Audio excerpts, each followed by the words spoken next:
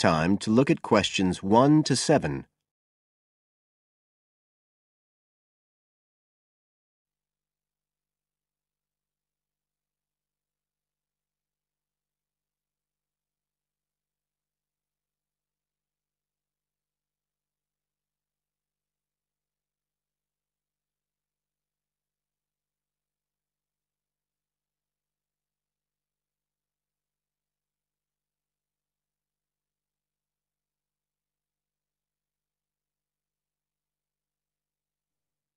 Listen carefully and answer questions 1 to 7.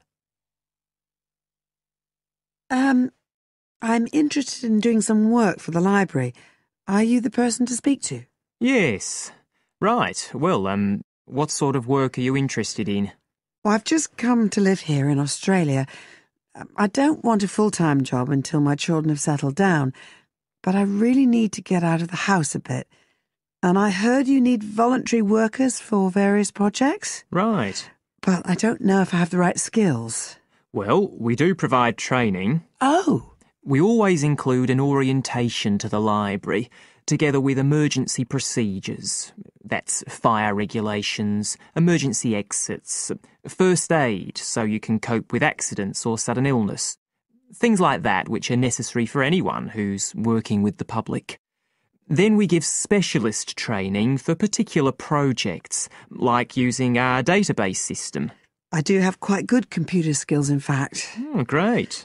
Is there any sort of dress requirement? Well, all staff have to wear a name badge, so they can be identified if they go outside the staff-only areas. But apart from that, there aren't many regulations. We ask you to sign in and sign out for insurance purposes, but that's all.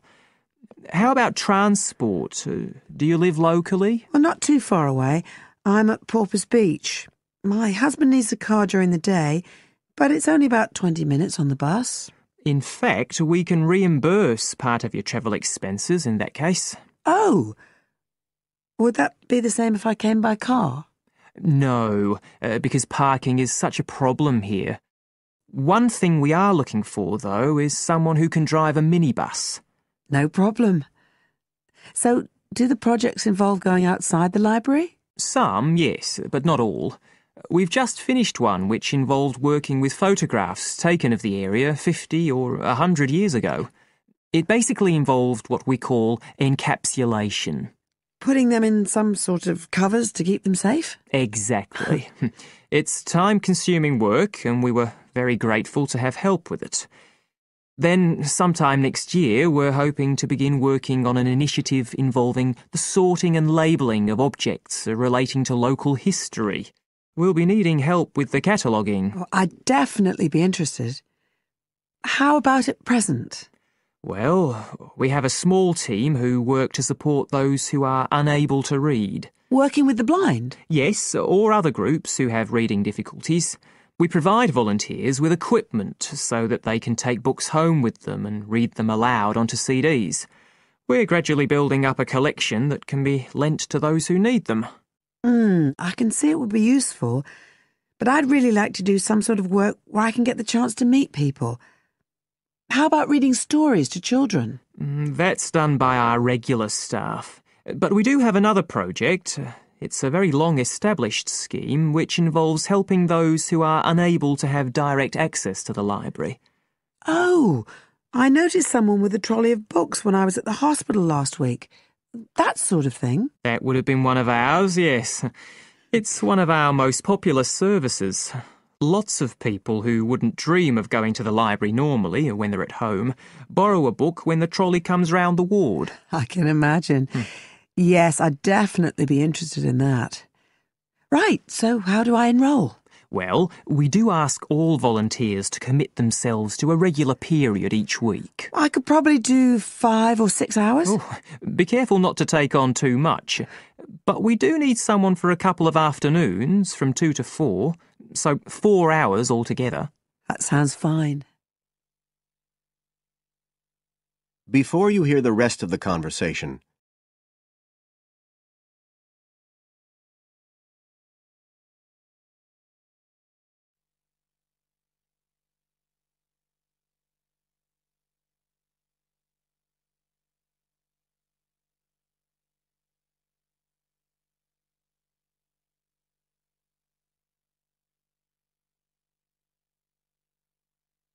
Now listen and answer questions 8 to 10. Right, so here's the application form. It asks the usual questions, name and address and telephone number. You also need to fill in details of who we should get in touch with in case of any accident or problem like that. We do need to have that filled in. And there's a space for date of birth, but that's only if you're over 75, so we won't worry about that. No. Oh, it asks for qualifications. Do I need to provide certificates? They're not necessary. We'll need the names of 2 referees, not relatives or family members, obviously. What else? Signature of parent or guardian.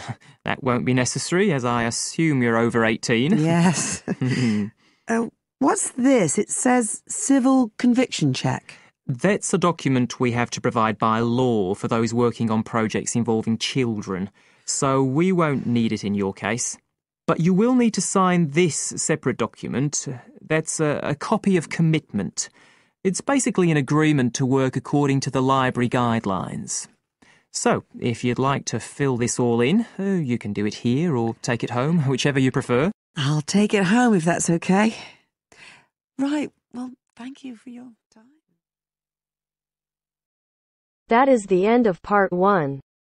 You now have half a minute to check your answers.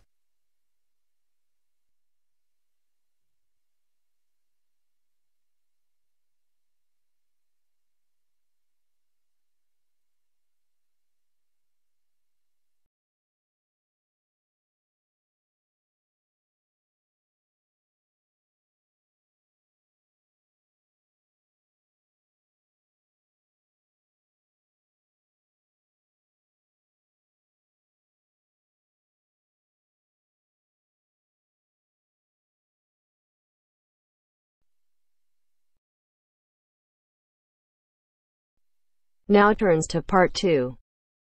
Part 2. You will hear the education officer in a museum giving a talk to school students who are about to start a 1-week work placement in the museum. First, you have some time to look at questions 11 to 15.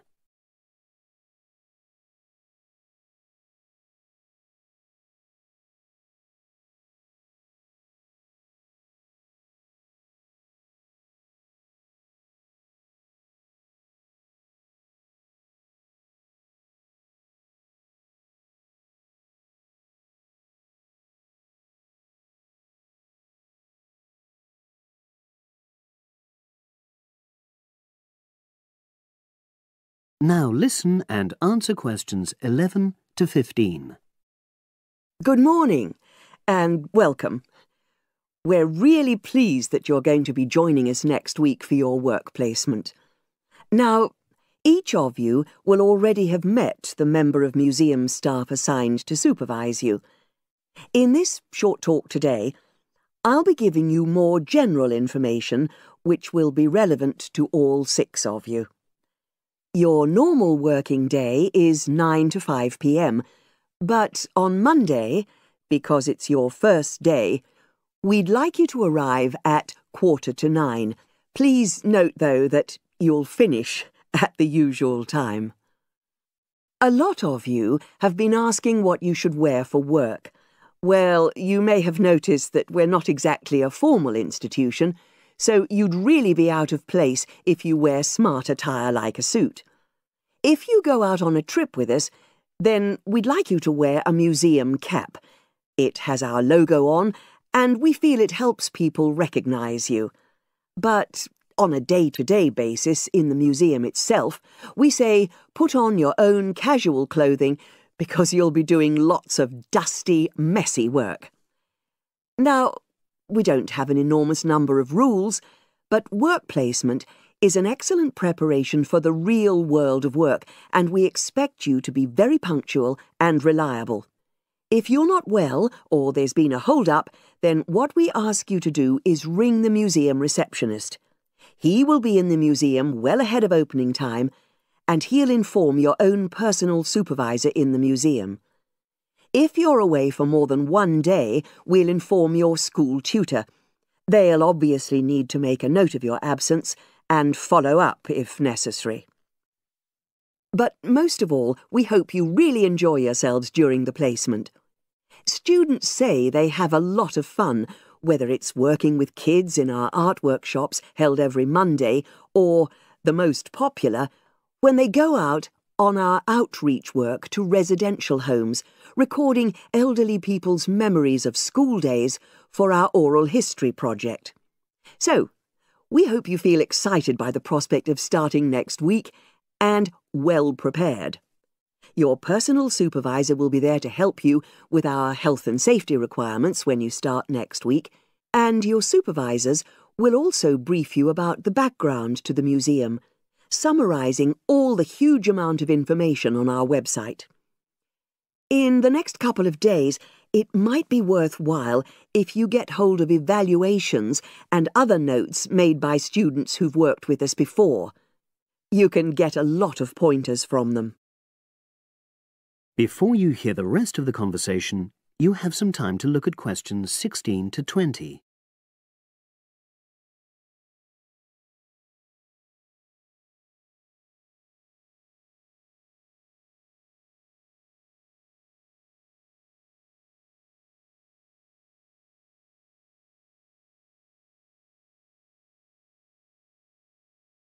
Now listen and answer questions 16 to 20.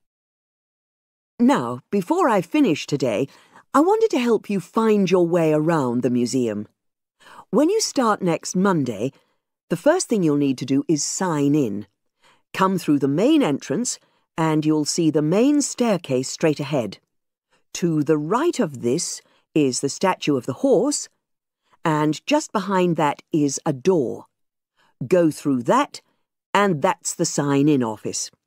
Now, on the first day, you'll be working in Gallery 1. You'll find this as follows. In the central courtyard area, close to the entrance, there's a large chest where visitors put donations for the museum. The door just behind that leads to Gallery 1. The workshop you'll be taking part in starts at 11, but if you want to go in earlier, you can get the key and let yourself in. The key box is quite hard to find. Walk behind reception, and it's between the large gallery and the bookshop. I haven't mentioned breaks, lunch, etc. Unfortunately, our cafe's closed at the moment, so your best bet is to bring a packed lunch. We tend to have our sandwiches in the kitchen area. Go round the reception desk and you'll see a small circular cabinet. The door to the kitchen area is just behind that. Now, every day we put up notices about what's happening in the museum. Your supervisor will brief you, but if you want to check up on details, look on our staff notice board. This is in the corner of the play area, at the back, on the wall of Gallery 3. If you have any questions, I'd be happy to help. That is the end of part 2. You now have half a minute to check your answers.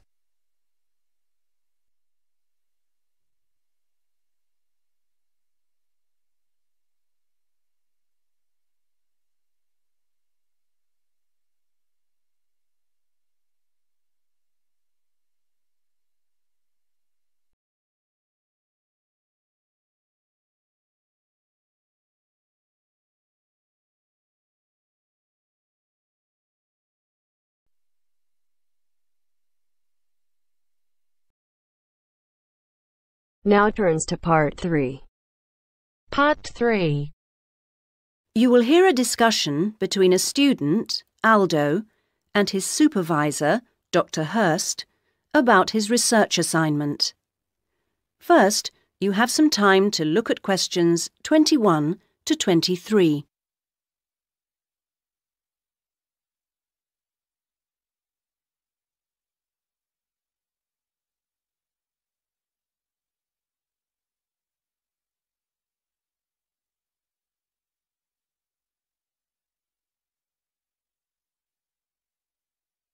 Now listen to the first part of the conversation and answer questions 21 to 23. So, Aldo, how's it going so far with your assignment? Not too bad. You're looking at the community round here. That's right. How people perceive the community they are in. Have you made much progress? I conducted quite a lot of interviews on the street with local residents. Their responses are interesting. I haven't got quite as many yet as I'd like. I had wondered if I'd have language problems, particularly with the different accents. I seem to have managed, though. Having to work in the open has made it harder, and with the cold weather there's been recently, people don't necessarily want to stop and talk like they do if it's nice and sunny. That's something I've had to deal with. Of course, some people are too busy to stop and talk, but that's okay. I see. So, have you formed a good overall picture of how people view the community? To an extent. I've certainly talked to plenty of older people. I guess they may have more time to talk. I still don't really have enough young mothers, though. I've managed to get enough older mothers and children through the schools. That's something I had been worried about. Well, that shouldn't be too hard. Now, how are you going to deal with all the data you've collected? That's the difficult part. I guess I need to run some analyses, but I'm rather unclear about what methods to use. You've told me you're confident about using computers, so you just need some input on choosing programs. You should attend a statistics seminar. They're held every Friday after the methodology seminars in room 105. That should help you to select an approach. Oh, good. I'll do that. Now you have some time to look at questions 24 to 30.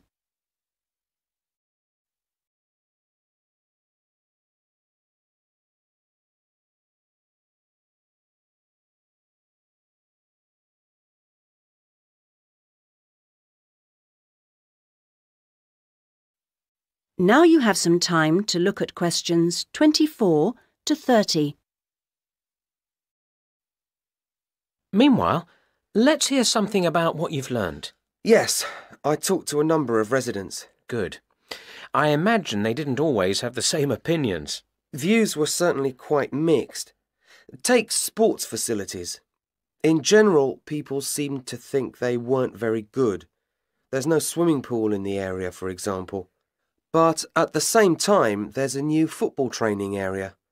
It looks very smart to me, but it doesn't seem to get used very much.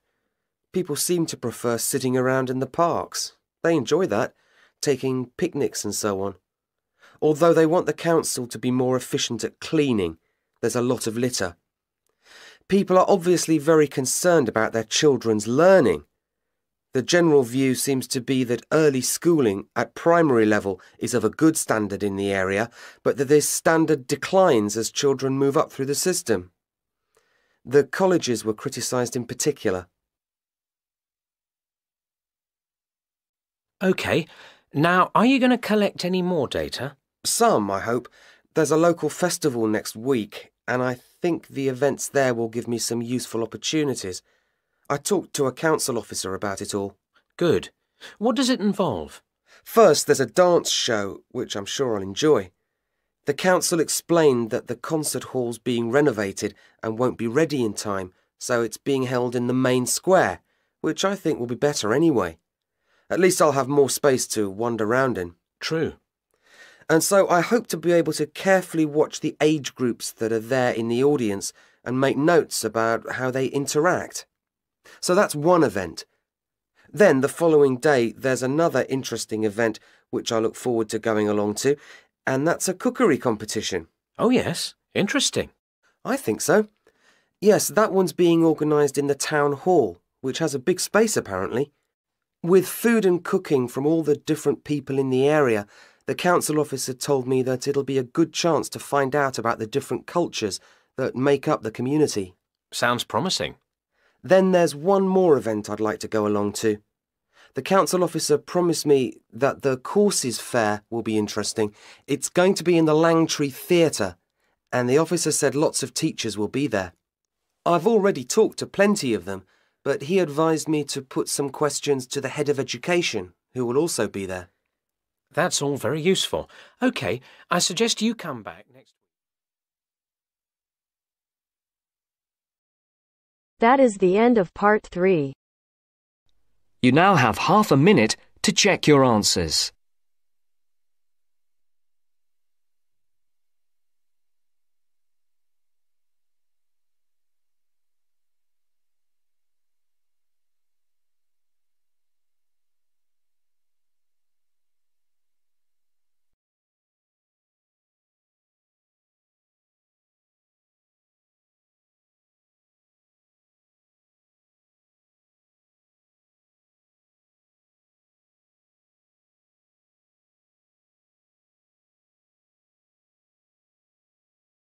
Now turns to part 4.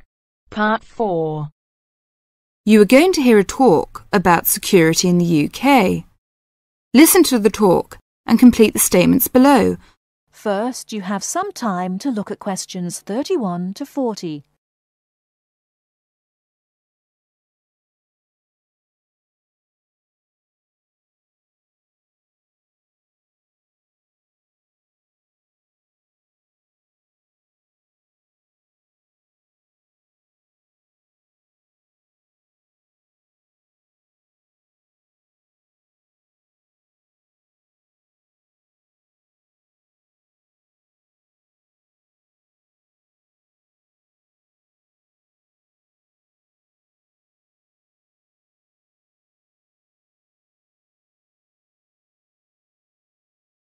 Now listen carefully and answer questions 31 to 40.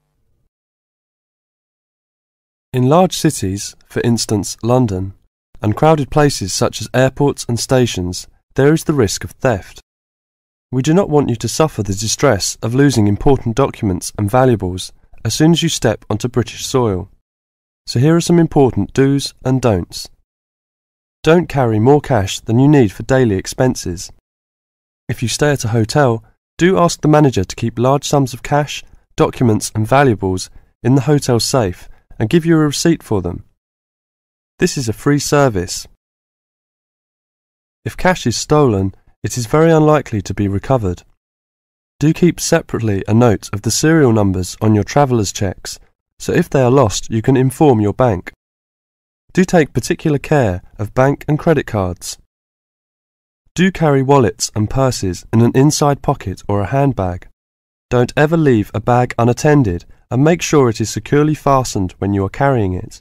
Do carry jewellery and valuables such as cameras, radios and typewriters on you or with you and keep a note of any serial numbers. Do take special care of your passport, travel tickets and other important documents. Documents are at risk particularly at airports and stations where it is obvious that most people will be carrying them. Do make a note and keep it in a safe place of the number of your passport, its date and place of issue. This makes replacement easier if you are unlucky enough to lose it.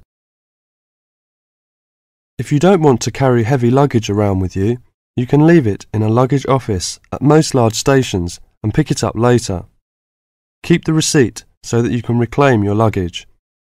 Check the opening hours or you may find your luggage locked away when you need it again. If you lose any of your luggage in transit, take this up immediately with the officials of the airline or shipping line. But don't worry too much. 98% is found within 3 days. If you lose anything, go first to the lost property office at the airport or station, as it may have been found and handed in. If you lose your luggage in the street, or suspect it has been stolen rather than gone astray, find the nearest policeman who will advise you what to do. That is the end of part 4. You now have half a minute to check your answers.